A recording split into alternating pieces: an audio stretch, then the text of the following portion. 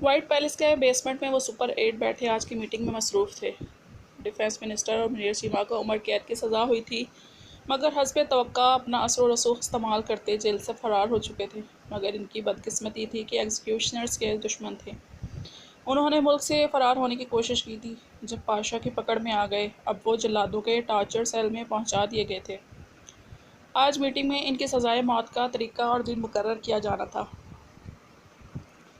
پھر خز کم جہاں پاک اور مبارک دن آج کا ہی طے پایا گیا تھا، کیونکہ آج وائٹ پیلس میں ان کا بہت بڑا اور اہم دن طلوع ہوا تھا۔ آج ہی آریان شفا کو رخصت کر کے لانے والا تھا اور باقی سب کا مشترکہ ریسیپشن تھا۔ یہ بھی مشکل انہوں نے حل کر لی تھی کہ 4 سال پہلے وہ اپنی بیگمات کو اپنے بارے میں سب کچھ بتا چکے تھے، ساری حقیقت، اور وہ سمجھ گئی تھیں۔ ماہر، مہابیر، جبران اور ایشان ٹارچر سیل میں داخل ہوئے تو سامنے ہی رسیوں میں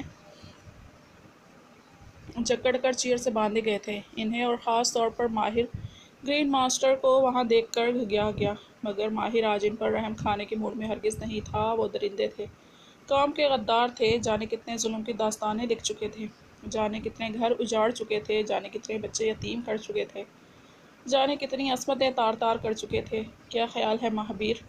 راسم اور فانیہ راسم کے قاتلوں کو موت کس طرح کی ہونی چاہیے؟ بلکہ کتنی دردناک ہونی چاہیے؟ چلو تم طے کر لو۔ ماہر نے لاپرواہی سے کہا۔ اے جلاد، جانتے نہیں کیا ہم کون ہیں، اور یہ تم کون ہوتے ہو طے کرنے والے ہماری موت کا؟ کب اور کیسے ہوگی؟ اس کی بات پر وہ چاروں مسکرائے۔ تعجب ہے، جلاد بھی کہتے ہو اور یہ بھی پوچھتے ہو کہ تمہاری موت طے کرنے والے ہم کون ہوتے ہیں؟ اسٹرینج ایشان کی بات پر ان کے ماتھے پر پسینے کے قطرے نمودار ہوئے تھے۔ پھر ماہر، جبران اور ایشان وہاں سے لوٹ آئے تھے، ان درندوں کو مہابیر کے حوالے کر کے۔ تاہم باہر نکلتے انہیں مہابیر کی گن سے فائرنگ کی آواز سنائی دی تھی۔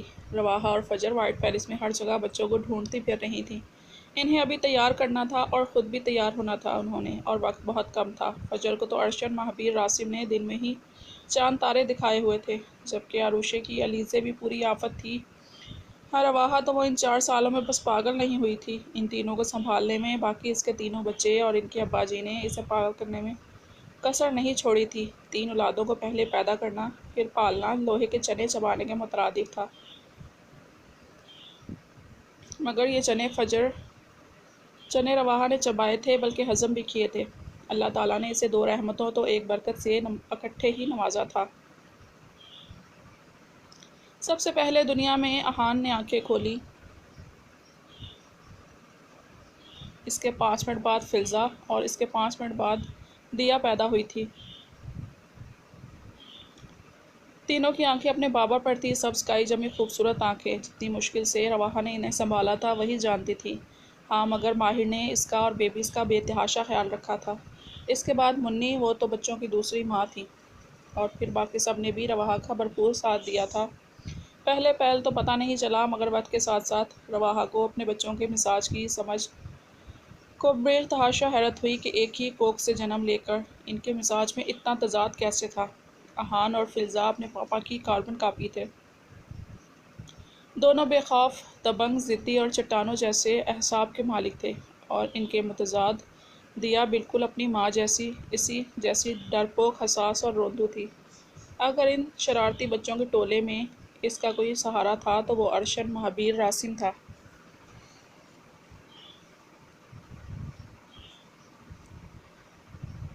جس کی جان دیا میں اٹکی رہتی تھی۔ دیا کے رونے پر وہ وائٹ پیلس اپنے سر پر اٹھا لیا کرتا تھا۔ ہر وقت اس کی فنگر پکڑے ساتھ رکھتا۔ کئی مرتبہ تو فلزا کے یا دوسرے بچوں کے دیا کو پریشان کرنے یا مارنے کی صورت میں فلزا، علیزے اور احان کی مرمت بھی کر چکا تھا۔ فلزا ہم شکل ہونے کا فائدہ اٹھاتے ہوئے اپنا کیا دیا کے سر پر تھوپنے کی کوشش کرتی، اور وہ بجائے اپنے دفاع کرنے کے رونے بیٹھ جاتی۔ اس صورتحال میں صرف ارشن ہی اس کی مشکل حل کرتا تھا۔ اب تو سارے وائٹ پیلس کو پتہ لگ گیا تھا ان کے مزاج اور ان کی عادات کا۔ ارشن اور علیزہ 4 سال کے تھے، جبکہ یہ تینوں 3 سال کے ہو چکے تھے۔ رہی بات مفرا کی، تو وہ جب کہ MBBS کی پریکٹس کر رہی تھی، اللہ تعالیٰ نے اس کی سونی گود بھری تھی۔ اور اب تخلیق کے مرحلے سے گزر رہی تھی۔ اس کا چھٹا ماہ چل رہا تھا۔ رواحہ فجر انہیں ڈھونڈتے ڈھونڈتے کچن کی جانب آئی تھیں۔ جب ان کی آنکھیں تقریباً باہر کو ابل پڑی تھیں، کیونکہ سامنے کا منظر انتہائی دل دہلا دینے والا تھا۔ ارشن اور علیزے فریزر کے پاس فریزر کا ڈور کھولے کھڑے تھے۔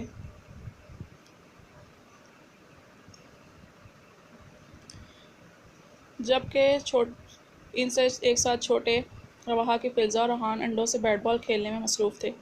پورے کچن کا کباڑہ ہو گیا تھا، کیونکہ کچن میں انڈے چا بجا اپنے حسن کی رونمائی کرنے اور چاروں اور اپنی سانسیں مہکاتے خوشبو بکھیرے ہوئے تھے، اور حسب معمول دیا کونے میں کھڑی رو رہی تھی۔ روح اور فجر کا دل کیا اپنا ماتھا پیٹ لیں۔ عروشے بھی کچن کے باہر کھڑی دلدوز مناظر دیکھنے میں مصروف تھی، کیونکہ دیا کے علاوہ وہ چاروں انڈوں سے غسل فرما چکے تھے۔ یہ کیا کیا تم لوگوں نے؟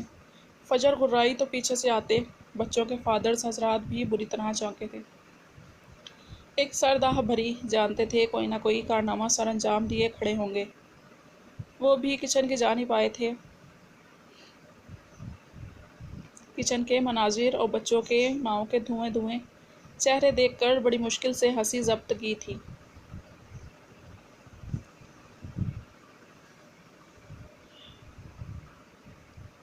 مما دیکھ رہی ہیں اور پوچھ رہی ہیں کہ واٹ وی ہیپنڈ، ہم فٹ بال کھیل رہے ہیں، ارشن نے سر پر ہاتھ مار کر کہا، جیسے فجر پتہ نہیں کتنی ناسمجھ تھی۔ اور کچن میں آ کر ایگز کے ساتھ کس نے کہا کھیلنے کو؟ فجر دانت پیس کر بولی، یو نو واٹ مام، بال کے ساتھ تو سب کھیلتے ہیں، وی آر ڈفرینٹ، اس لیے ہم نے سوچا کہ ایگز کے ساتھ کھیل کر ٹرائی کرتے ہیں۔ تم آج پٹو گے سب مجھ سے، فجر تلملاتی آگے بڑھی۔ جب مہابیر پیچھے سے وہاں آیا تھا، فجر، مہابیر نے آواز دی۔ وہ بنا کر پیچھے مڑی تھی۔ آج آپ تو کوشش مت کیجیے گا بیچ میں بولنے کی۔ ان کی حالت اور کچن کا حال دیکھے۔ غضب خدا کا! فجر اور میرال اور دانیہ آپی نے کب کا فون کیا ہے کہ شفا لوگ تیار ہیں، اوپر سے ہمیں برائڈل بننا ہے، ایک وہ شوشا، اور ادھر انہیں دیکھیں۔ فجر کا پارا آج اچھا خاصا ہائی تھا، تبھی بولے گئی۔ مہابیر نے بھی دلچسپی سے اس کا تپا تپا چہرہ دیکھا اور آگے بڑھا، تم جاؤ تیار ہو جاؤ، انہیں ہم نہلا کر تیار کر دیں گے اور کچن بھی صاف کروا دیں گے۔ مہابیر آگے بڑھا اور احتیاط سے بچوں کو کچن سے باہر نکالا۔ ایشان آگے بڑھا اور عروشے کی کوریوں کے بیچ علیزے کو وہاں سے نکالا۔ رواحہ نے روتی دیا کو خود میں سمیٹا، جبکہ ماہر نے فلزہ اور احان کا ہاتھ تھاما تھا۔ ہم اور ان کے دادا دادی تیار کر دیں گے ان کو، اور سنبھال بھی لیں گے، تم لوگ تیار ہو جاؤ، ماہر نے کہا تو روح نے اس بات میں سر ہلایا۔ جبران نے آگے بڑھ کر دیا کو اس کی گود سے لے لیا۔ وہ تینوں وہاں سے نکلیں تو مہابیر، ایشان اور جبران قہقہا لگا کر ہنس پڑے، جبکہ ماہر مبہم سا مسکرایا تھا۔ بچے بھی اپنے کارناموں پر ہنسنے لگے تھے۔ آریان اپنے روم میں تیار ہو چکا تھا اور اب آئینے کے سامنے کھڑا اپنا تنقیدی جائزہ لے رہا تھا۔ بلیک ڈنر سوٹ میں وہ شہزادوں کی سی آن بان شان لیے ہوئے تھا۔ ان سب نے بلیک ڈنر سوٹ ہی زیب تن کیے ہوئے تھے۔ وہ تو اس کو پانے کے لیے جتنا بے چین تھا، ایک پل بھی انتظار نہ کرتا، مگر شفا کی پڑھائی کی وجہ سے اسے کمپرومائز کرنا ہی پڑا تھا۔ مگر اب جب کہ وہ قیمتی وقت آن پہنچا تھا تو اس نے ضد کر کے اور یہ بول کر کہ یہ کیا اس کے سب بھائیوں کی شادی بلکہ نکاح اتنے سادگی سے ہوئے ہیں، تو اب ہر صورت ان سب کا ایک ساتھ ہی ریسیپشن ہونا چاہیے۔ پاشا نے منع کرنا چاہا کہ وہ لوگ جو تھے اس طرح کے فنکشن اور چونچلے افورڈ نہیں کر سکتے تھے، مگر وہ اگر پاشا ابراہیم تھا تو سامنے بھی آریان پاشا ابراہیم تھا، ہٹ دھرمی اور ضد میں اپنے پاپا کی کاربن کاپی۔ اپنی منوا کر ہی سانس دیا، اتنی ضد کی کہ گرین ماسٹر تک کو اس کی بات ماننی پڑی۔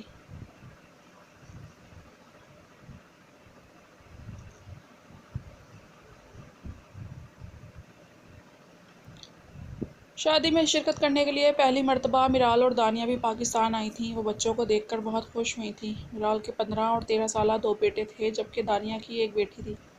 سب بے حد خوش تھے کیونکہ شفا کا کوئی نہیں تھا، سو وہ دونوں ان کے احتجاج کرنے کے باوجود شفا کی جانب چلی گئی تھیں۔ یہ بالکل ٹھیک نہیں ہے جبران، کیا بچپنا ہے آریان کا؟ آپ لوگوں نے منع کیوں نہیں کیا اسے؟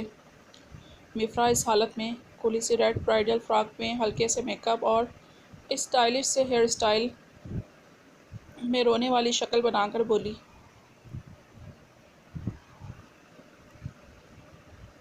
تو جبران نے لب دانتوں تلے دبا لیا۔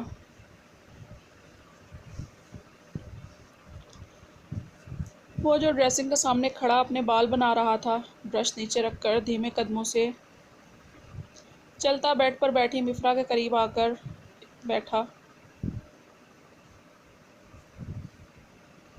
پرابلم کیا ہے میری جان؟ جبران نے اس کے گال سے ہلا کر ماتھے پر لب رکھے۔ یہ پوچھیں کیا نہیں ہے؟ میری حالت دیکھیں، لوگ کہیں گے اس حالت میں بھی چین نہیں ہے۔ شوق ابھی پورے نہیں ہوئے کہ محترمہ پھر دلہن بن کر بیٹھی ہے۔ اس نے برا سا منہ بنایا تو جبران کھل کر ہنسا۔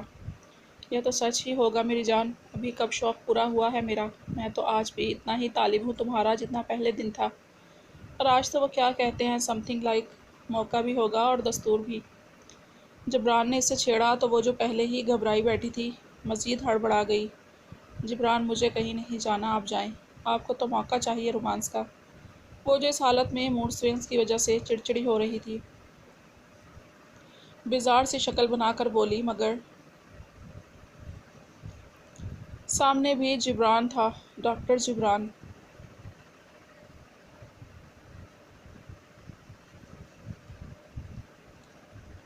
اس کی کمر میں ہاتھ ڈال کر خود سے لگایا تھا۔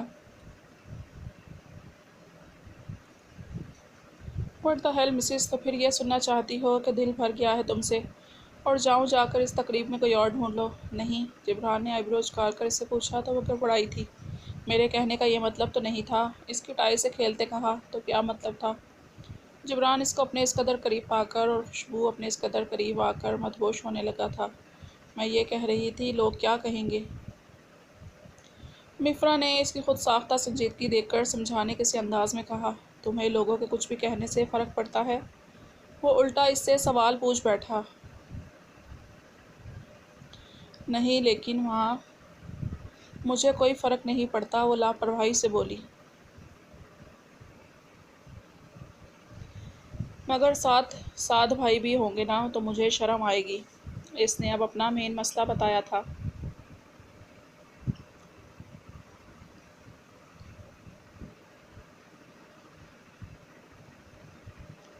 کوئی بات نہیں، میں ہوں نا اپنی جان کے ساتھ، ویسے بھی دن میں کس سے شرماؤ گی؟ اصل میں تو آج رات شرمانا، اور وہ بھی صرف مجھ سے، جبران نے بہکے گمبھیر لہجے میں کہا تو وہ اس کی باہوں میں کسمسائی۔ چلتے ہیں Jibran, we are getting late. اس نے ادھر ادھر دیکھا تو جبران اس کی چالاکی پر گہرا مسکرایا۔ شور، لیکن اب اپنا موڈ خراب کرنے کی قیمت وصول کروں گا تم سے، جبران نے کہا تو اب وہ مزید جھلا گئی۔ نو، بالکل نہیں، میرا میک اپ خراب ہو جائے گا۔ وہ پھر روتی شکل بنا کر بولی تو جبران کو اٹھنا ہی پڑا۔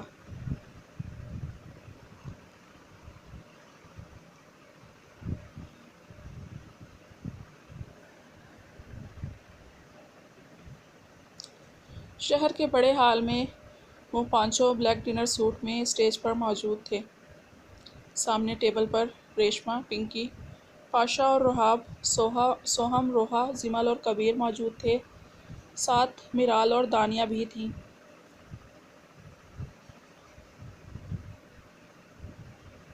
کامران، حسن اور شاد بھی شاداں فرحاں بیٹھے تھے۔ میرال اور دانیہ کے چہرے خوشی سے دمک رہے تھے، ان کے ساتھ ہی سب بچے بیٹھے تھے۔ تبھی صوفیہ، دانیہ کی 12 سالہ بیٹی نے ارشن کو کہا، جو دور سے اسٹیج پر بیٹھے اپنے ڈیڈ کو اور بڑے پاپا اور سب چاچوں کو دیکھے جا رہا تھا، جبکہ اپنے پہلو میں سبز آنکھوں والی ریڈ شرٹ اور اسکرٹ میں موجود اپنی گرین باربی ڈیا کو بٹھا رکھا تھا۔ ارشن، تمہارے ماما پاپا کی اب شادی ہو رہی ہے، ہاؤ اسٹرینج نا؟ صوفیہ نے چھیڑا، جب وہ مسکرایا اور بڑے سمجھداروں والے لہجے میں کہا، ہاں تو اچھا ہے نا صوفیہ؟ جب ہم بڑے ہوں گے تو ممی پاپا کی میرج البم دیکھ کر یہ تو نہیں پوچھیں گے کہ اس وقت ہم کدھر تھے؟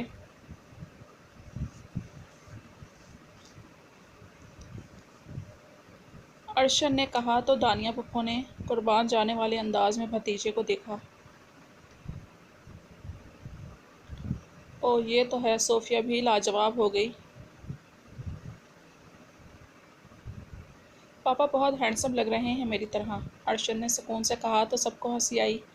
ارشن مجھے پاپا کے پاس جانا ہے۔ باریک سی آواز پر ارشن نے اپنے پہلو میں ناگواری سے دیکھا اور ماتھے پر بلائے، کیوں میرے پاس بیٹھی ہو نا؟ دیا تو بیٹھی رہو، واٹس پرابلم ود یو؟ ارشن نے اسے غصے سے دیکھا تو اس کی شفاف سبز آنکھوں میں لیٹر لیٹر پانی بھر گیا۔ ہے یو رونا مت دیا سی، میں تمہارا فرینڈ ہوں نا، تو تمہیں صرف اپنے فرینڈ کے ساتھ ہونا چاہیے۔ ارشن نے اسے سمجھانا چاہا، ہاں مگر مما بھی نہیں ہیں۔ وہ روحان سی ہوئی۔ اٹس اوکے، وہ ابھی آ جائیں گی۔